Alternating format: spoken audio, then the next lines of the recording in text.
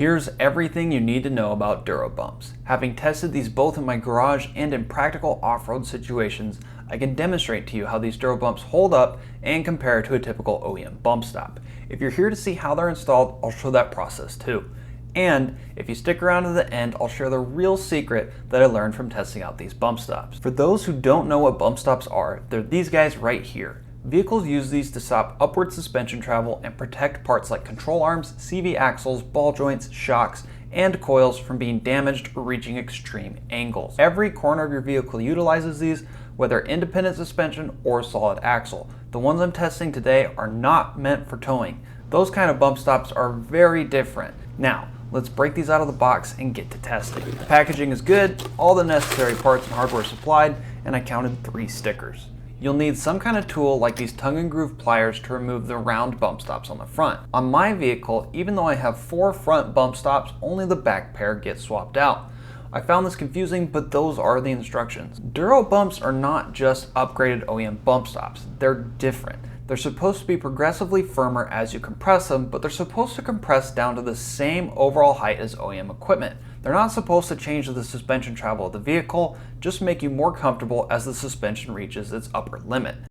Simply put, we expect the Duro Bump to engage more smoothly and be more comfortable. It should spread the force of impact across more material. The OEM bump stop is firmer, rock hard, and should be more clunky when it engages. More on that later, but for now, let's compare the free and compressed heights of the bump stop. The front bump stops are about a ½ inch taller when you go up to the Duro Bumps. Now let's compress them. I made a mistake here. I should have put the bump stops up against the boxed section of my truck's frame. The channeled section seems to flex slightly under load. Here's the visual difference. The Duro Bump compresses more than the OEM bump stop, but it doesn't do so enough to flatten down to the same compressed height as the OEM one. Neither bump stop showed damage during the testing, and they're likely able to withstand forces greater than what my test provided. The front bump stop is really easy to install once you have that provided bolt threaded in onto the rear. Leaf springs can be tricky to work on. The best way to do it is to get jack stands under the frame rail while supporting the axle with a floor jack. This is a really quick swap even if you are a beginner mechanic, and doing the provided U-bolt flip kit makes for easier suspension removal and upgrades in the future. You'll be impressed with the thought and detail behind this kit. This base plate setup is genius and so easy to put together. Countersunk holes for the screws, captured nuts set up in the bump stop, and plenty of room to fit the U-bolts into. This is a great example of ingenuity and convenience in aftermarket parts. Measuring these, I'm getting a 7/8 inch taller free height in the Duro Bump. A rubber mallet can be handy for stubborn U-bolts. If you torque everything to spec, you're ready to put the wheels back on, and let's go test these out in a real off-road scenario. Welcome to our proving ground. Before I installed the bump stops, I made sure to take the truck out to our test track in stock form and hit some whoops. For reference, here's my truck going through our test track at a normal speed. The whoops are big, but very manageable at lower speeds. So here, I'm going to take quick note of the tire pressure, just to make sure it's the same on each set of tests. Puts me at about 32 PSI. I'll do the same on all 4 corners and take note. Okay, so we're lined up for the whoops. So my first goal is to hit this first run at about 20 miles an hour. All right, here we go. Entering at 20. Holy cow. I can't hardly maintain 20 miles an hour. That's gonna be a really good test. So let's go look at the footage. Here's the same video as before in 5x slow motion, which my main camera and action camera support, but my iPhone does not. We see the front tires catch small amounts of air and the front bump stops impact the control arms several times. You might be asking why the camera is pointing at the front set of bump stops in the suspension. The answer is simple. There's no way to attach a camera to the back of the wheel well and watch the back pair of bump stops. We can still see the difference in compression of the front pair of bump stops though, and that's enough to make inferences about how the Duro Bumps are affecting the suspension. Moving to 10 times slow speed, which only my action camera supports, let's take a detailed look at how much that bump stop compresses. While it does make an impact, the compression doesn't look extreme, and it looks like less than what I created in my garage at home. All right, let's back it up. I only have 3 cameras, so we do have to do it again so that we can get the rear suspension footage here. All right, now we've got it set up on the rear suspension. It's time to go at 20 miles an hour again. Come on. All right, we're gonna hit it. 20 right there. Oh my gosh. have to slow down. It's like hard on the vehicle, but it's good testing, I guess. Whew. The big takeaway that I get from this footage is that the OEM bump stop has a fair amount of give. It's definitely firm. You can see how the truck bounces off the bump stop, but there is a little bit of give. Other than that, there's not much to analyze here on the rear bump stop footage. You can definitely see the truck bounce off of it, probably just because there's a little light in the back. Now, by the time I get back out here to test the truck, with the Duro Bumps on it, it had snowed, but we'll conduct the test just the same. I don't think the snow is going to affect this. I keep hitting the camera that's hanging off the front of the bumper. I don't know if it's hitting the ground, but I've done it 3 times in a row now. So I'm wondering if I'm going too fast, if the bumps are hitting differently. I'm trying to figure out what's going on. We're gonna take it slow and just try and make sure that we still hit the bump stop. But something seems slightly different about this test. So the main thing we're gonna go for is a bump stop impact at this point. All right, here we go. Just going for a bump stop impact. That felt really good. Not even sure we hit it. I'm gonna see if my camera's all right. Okay, so the camera's good, so we're gonna go faster. Try this again. Maybe 15-mile-per-hour entry is just gonna be better at this point. Getting up to 20, it just seems like I'm slamming. I take them a little faster this time.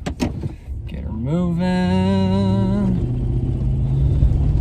Yeah, that's 15. Yep, okay, there it is.